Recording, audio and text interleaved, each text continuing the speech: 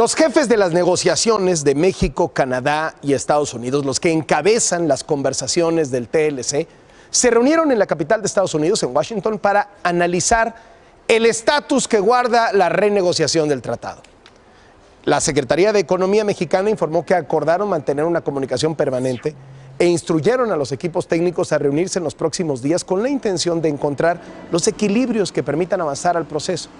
La agencia de noticias Reuters, que cita fuentes familiarizadas con el tema, dijo que los tres países no han avanzado lo suficiente como para anunciar un acuerdo preliminar, como se tenía previsto inicialmente en la Cumbre de las Américas, que se realizará en Perú los días 13 y 14 de abril. ¿Cuál es la condición actual de esta renegociación, que es clave para los bolsillos de todos los mexicanos? Está en el estudio Despierta el secretario de Economía, el jefe de la negociación por México, Ildefonso Guajardo. Muchas gracias por venir. Gracias por la invitación, Carlos.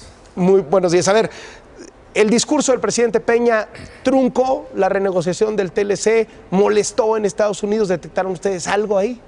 Porque fue un discurso inusualmente duro. No, pues yo creo que era de esperarse que después de este posicionamiento sobre la militarización de la frontera, que fue una manera un tanto laxa de decirle a una acción que ya se había tomado en otros momentos, que es mandar la Guardia Nacional sin armas a apoyar los trabajos de migración. Pero creo que en la negociación hemos entendido de que este es un trabajo que tiene que seguir adelante, independientemente de las condiciones paralelas, porque no puedes parar este proceso. O sea, nosotros estamos trabajando, se quedó un grupo técnico en Washington. ¿No lastimó la renegociación el endurecimiento del tono?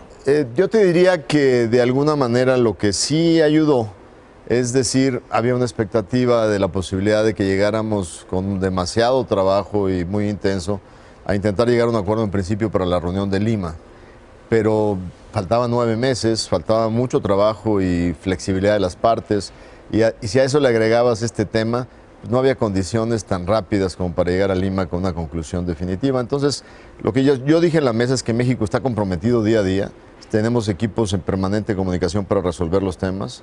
Los ministros ya estos días los ocupamos para entrarle duro a los temas complejos y que vamos a estar trabajando, como dicen en el Congreso, en permanente, para tratar de buscar esa coyuntura que nos permita aterrizar un acuerdo. ¿No hubo entonces reproche de la delegación de Estados Unidos con respecto al discurso del presidente Peña?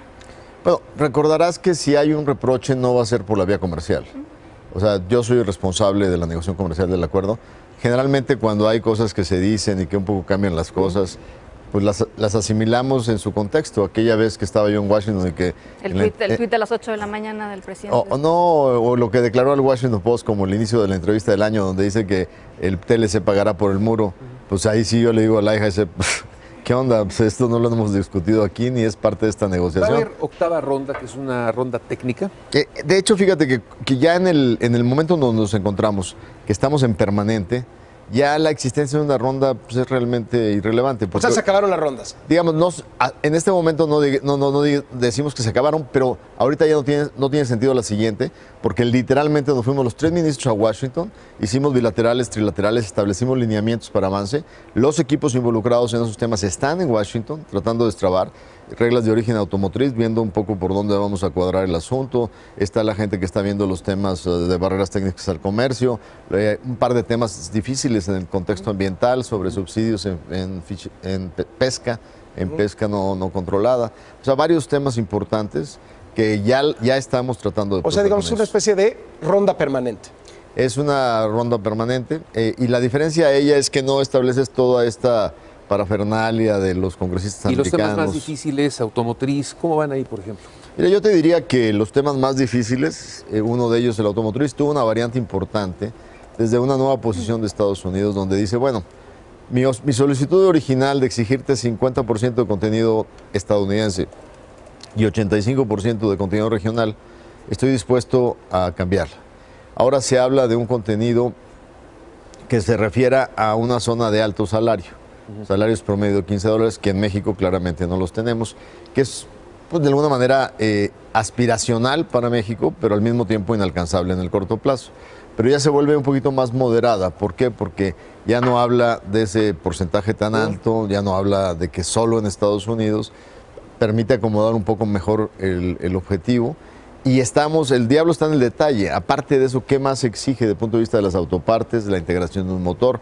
Estamos en ese análisis que apenas está presentando Estados Unidos y lo más importante, que tiene que llegar a un acuerdo con sus propias empresas. Uno, en las negociaciones comerciales, para nosotros es una sorpresa que un negociador te diga, va a ir por aquí, pero todavía no convenzo a Ford y todavía no convenzo a General Motors y todavía no convenzo a Chrysler.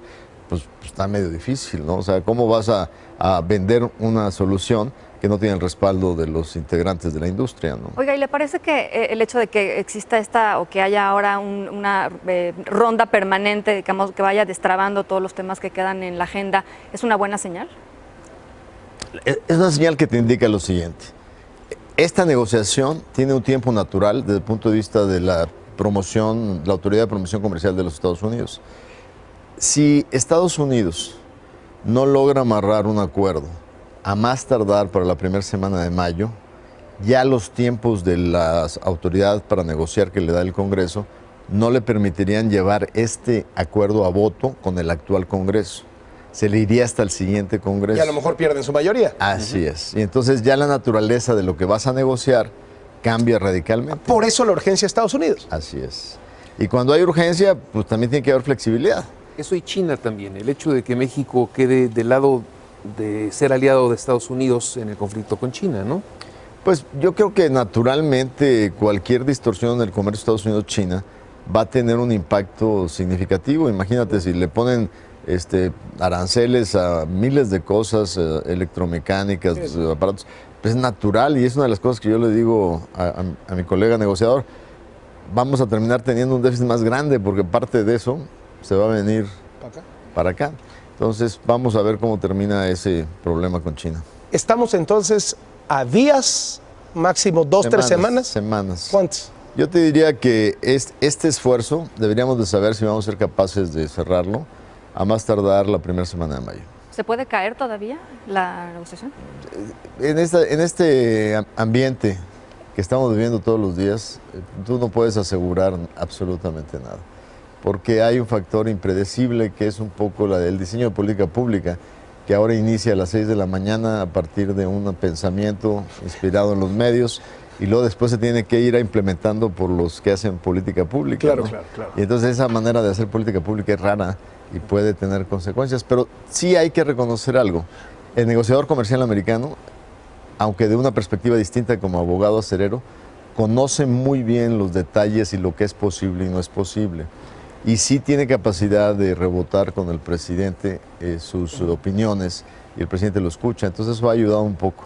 ¿Qué probabilidad le da del 0 al 100 a que haya una firma de renegociación del TLC a más tardar la primera semana de mayo?